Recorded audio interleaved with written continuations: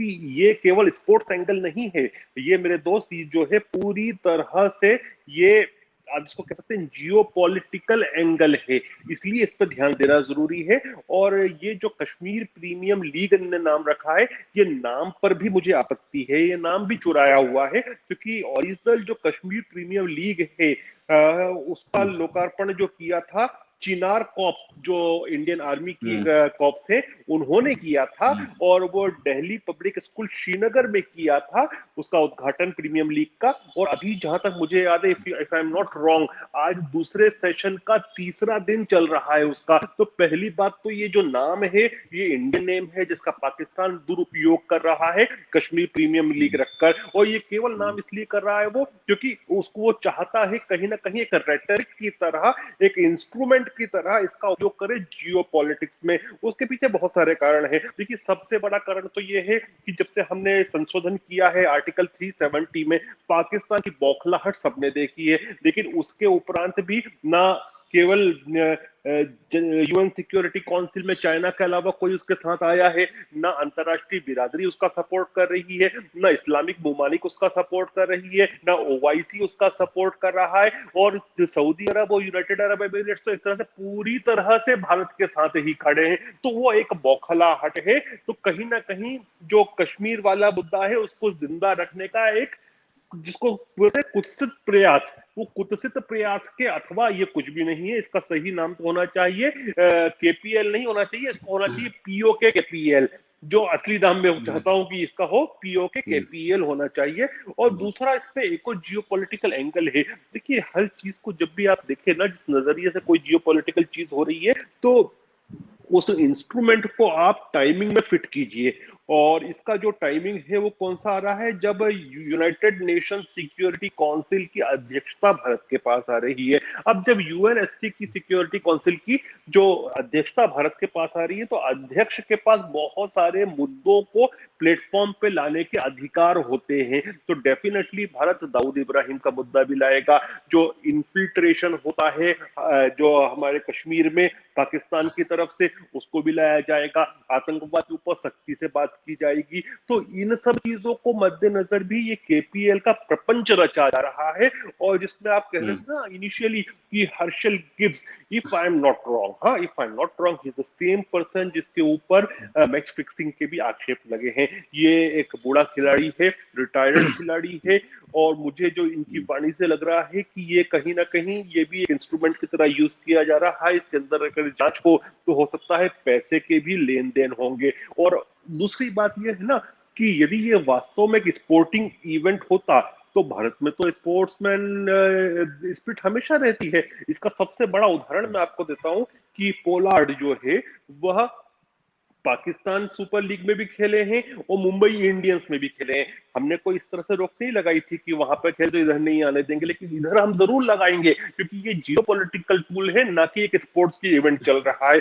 दूसरी बात, हमारी स्पोर्ट्समैन स्पिरिट को आपको देखना हो तो आप ये देखिए ना कि पाकिस्तान सुपर लीग के जो मैचेस होते हैं वो भारत की कितनी ही चैनलों पर आप व्यू कर सकते हो, जबकि जो आईपीएल के मैचेस होते हैं उन पर पूर्णतः प्रतिबंधित है पाकिस्तान में। लेकिन चूंकि एक स्पोर्ट इवेंट होता है, हम उसको भी टॉलरेट कर लेते हैं, बर्दाश्त कर लेते हैं, लेकिन इसको बर्दाश्त ना करेंगे, ना करने की आवश्यकता है, क्योंकि it is not an sports event.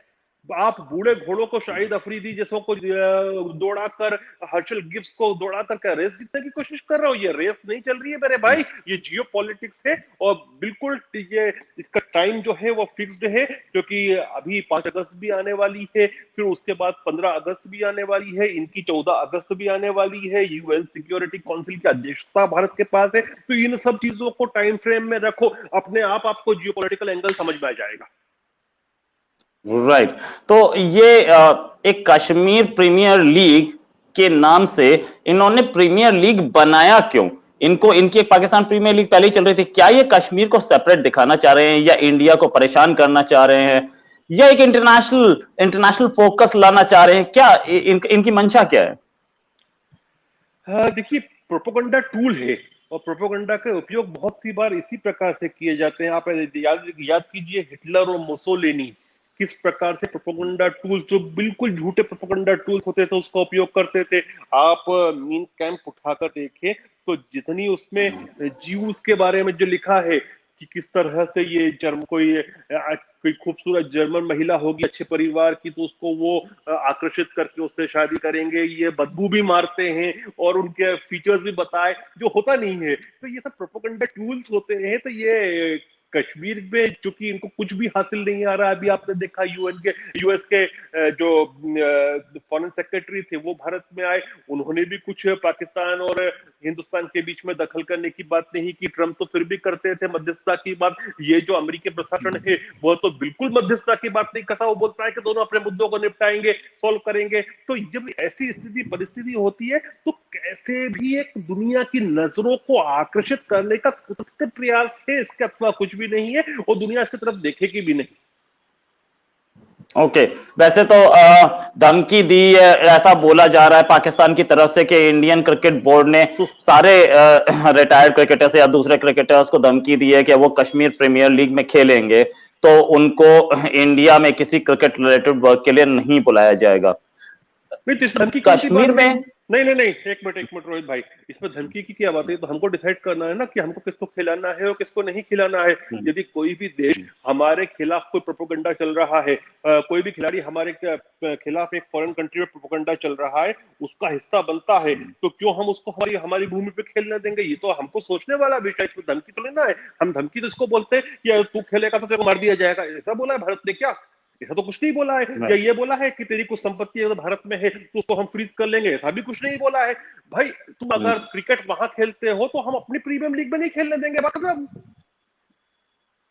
Right और मतलब हमारे किसी और क्रिकेट रिलेटेड वर्क में आप नहीं आ सकते। लेकिन मैं उसमें भी बोल रहा हूँ, उसमें भी बोल रहा हूँ मैं कि देखिए, चूंकि ये स्पोर्टिंग इवेंट नहीं है, जियोपॉलिटिकल टूल है। वरना मैं आपको उदाहरण दिया ना, पोलार्ड जो है प्लेयर, पोलार्ड ये पाकिस्तान सुपर लीग में भी खेले और मुंबई इंडियंस में भी खेले। क्योंकि जब स्पोर्टिंग इवेंट था तो हमारी स्पोर्ट्समैन स्पिरिट रहती है, लेकिन जब अगर तुम राजनीति करोगे तो फिर हम जवाब तो देंगे।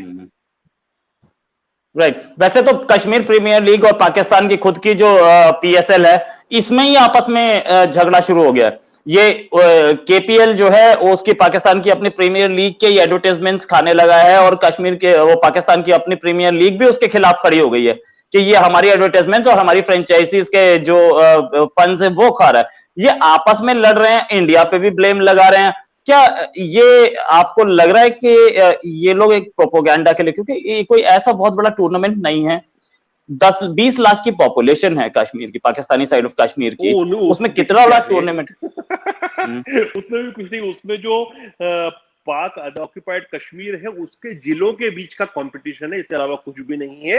लेकिन क्या है कि शाहिद अफरीदी का चेहरा आगे रखकर और पोलार्ड जो क्या नाम था उनका, जिन्होंने अभी कहा कि मुझे हमको मना कर रहे हैं जाने से, साउथ अफ्रीकन प्लेयर, उन ऐसे लोगों को आगे रखकर पैसा देकर इनसे बुलवा कर केवल एक इवेंट क्रिएट कर रहे हैं जियो पॉलिटिक्स में। इसके अलावा कुछ है ही नहीं। उसको आप प्रीमियम, आप तो ये बताइए ना कि अभी वहां पर चुनाव हुए, चुनाव के बाद मरियम नवाज शरीफ ने अपने आधिकारिक ट्विटर हैंडल से जो वीडियो जारी किया, आप उनको देख लीजिए, आपको सच्चाई मालूम पड़ जाएगी, जिसमें लोग जो है वो पाकिस्तान का बहिष्कार कर रहे हैं, उसके खिलाफ नारेबाजी बुलंद कर रहे हैं और भारत के समर्थन में बोल रहे हैं। तो जब ये बात मरियम नवाज शरीफ कह रही है तो आप ये नहीं कह सकते ना कि मरियम नवाज शरीफ जो है वो भारत की एजेंट है। भाई वो तो तुम्हारी मेन स्ट्रीम पॉलिटिकल पार्टी की उपाध्यक्ष है और आगे आने वाली वो हो सकता है कि आपकी प्रधानमंत्री बनेगी। बेनजीर भुट्टो का जो स्थान था महिला राजनीतिक के रूप में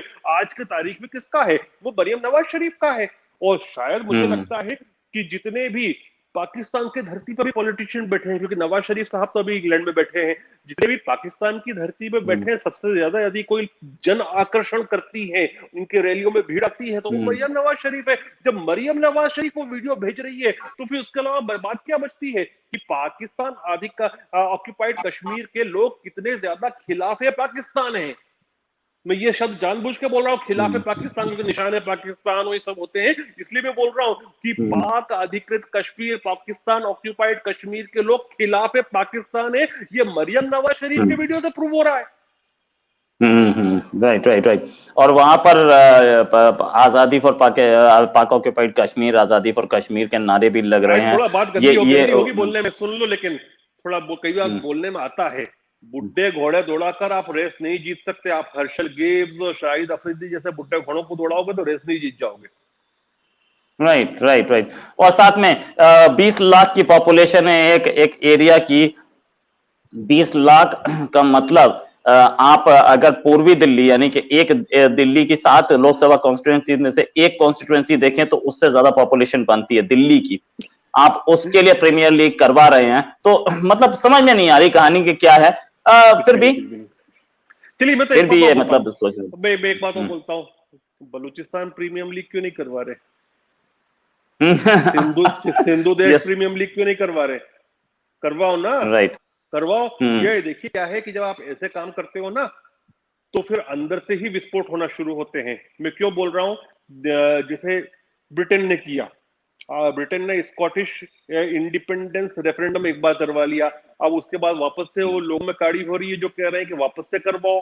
फिर वो आयरलैंड वाले बोल रहे हैं वापस करवाओ। अब इन्होंने कश्मीर प्रीमियम लीग करी है ना, थोड़े दिन बाद बात उठेगी बलूचिस्तान की प्रीमियम लीग बनाओ, तो उसके बाद आएगी सिंधु देश प्रीमियम लीग बनाओ। तो ये गड्ढा खोदते हैं, कबर खोदते हैं दूसरे के लिए, खुद कबर में गिरते हैं। ये होता हुआ दिख रहा है मुझे। ऐसा ये यही जो आप बोल रहे थे कि मरियम नवाज ने जो वीडियो ट्वीट किया था वो इन्होंने कोशिश की थी इंडिया के लिए कि Indian side of Kashmir freedom मांगे। इंडियन साइड ऑफ कश्मीर ने तो नहीं मांगी। इंडियन साइड ऑफ कश्मीर के लड़के तो इंडियन आर्मी में ज्वाइन करने लगे, इंडियन पुलिस में ज्वाइन करने लगे, आईएएस आईपीएस बनने लगे। इनके अपने कंट्री में जो पाकिस्तान ऑक्यूपाइड कश्मीर है वहां आजादी मांगनी शुरू हो गए। तो कुछ ऐसा ही सही बोल रहे हैं, कुछ ऐसा ही होने जा रहा है। अच्छा ये एक चीज अबे और कि ये देख रहे हो, क्रिकेट साल 2 साल के अंदर दूसरी दूसरी जगह प्रीमियम लीग्स की बात होंगी फिर, और उसके बाद जो जिसको कहते हैं ना कि सब नेशनलिज्म, वो और ज्यादा उछाल मारेगा और उसके बाद संभालना मुश्किल पड़ जाएगा इनको चीनियों को मिलकर। मैं चीनी जानबूझ के बोल रहा हूं क्योंकि आप ये देखिए कि बलूचिस्तान में जानबूझ के इन्होंने चीनी जो इन्वेस्टमेंट को ला रहे हैं, क्योंकि बलूचिस्तान जब आजादी मांगे तो फिर चीन भी उसका दमन करे। तो इनको संभालना मुश्किल पड़ जाएगा जब लोग जो आवाम खड़ी होगी इनके खिलाफ, इनकी ज्यादतियों के खिलाफ। राइट। और मतलब एक और इन्होंने कोशिश की थी कि इसको कश्मीर प्रीमियर लीग को ये दिखाने की कोशिश की कि ये हमारे पेट्रियोटिज्म से जुड़ा हुआ है, लेकिन ऐसा चल नहीं पाया। तो क्योंकि इनकी अपनी पाकिस्तान की जो प्रीमियर लीग है वही इनसे भिड़ गई। और इनफैक्ट कश्मीर प्रीमियर लीग को जब ये करना चाह रहे थे कश्मीर प्रीमियर लीग, वो टाइम भी नहीं दिया गया, टाइम भी चेंज कर दिया गया।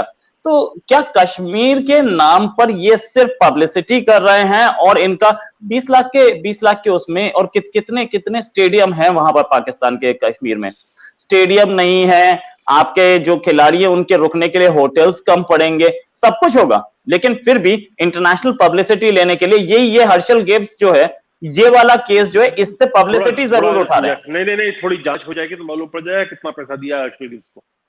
देखिए इन लोगों सही को बात है। पाकिस्तान प्रीमियम लीग के अंदर यदि बड़े खिलाड़ियों को बुलाना हो तो you need lot of funding, लेकिन हर्षल गिब्स जैसे बुरे घोड़े को यदि खरीदना हो कुछ पैसे देके तो वो बहुत सस्ते में खरीदा जाएगा, लेकिन उसकी गूंज थोड़ी गूंज जाएगी, थोड़ी आवाज दूर तक चली जाएगी। तो ये हुआ है, इसका अथवा कुछ भी नहीं हुआ है। और आप जो बात बोल रहे हो ना कि 20 लाख की जनसंख्या है और वहां पे कहाँ होटल्स मिलेंगे, ये सब देखिए, ये बात सब जानते हैं कि ये क्यों किया जा रहा है। आप ये देखिए कि जो पीओके के साथ जिस प्रकार से जालिमाना ट्रीटमेंट हुआ है, दोगला व्यवहार हुआ है, अभी तक आप जिसको आजाद कश्मीर कहा करते थे, आपने अपना सूबा उसको डिक्लेयर कर दिया। अब कौन सा आजाद कश्मीर बचता? आपने तो अपना उसको प्रांत डिक्लेयर कर दिया। आप उसमें जिसमें एक प्रधानमंत्री दिया करते थे, वहां पर प्रधानमंत्री की औकात जो इस्लामाबाद से चीफ सेक्रेटरी जाता था उससे कम होती थी। हर चीज के ऊपर साइन लगती थी चीफ सेक्रेटरी की, और वो सुनता था जीएचक्यू की और इस्लामाबाद की। तो वहां तो शोषण हो रहा है, दोहन नहीं हो रहा है,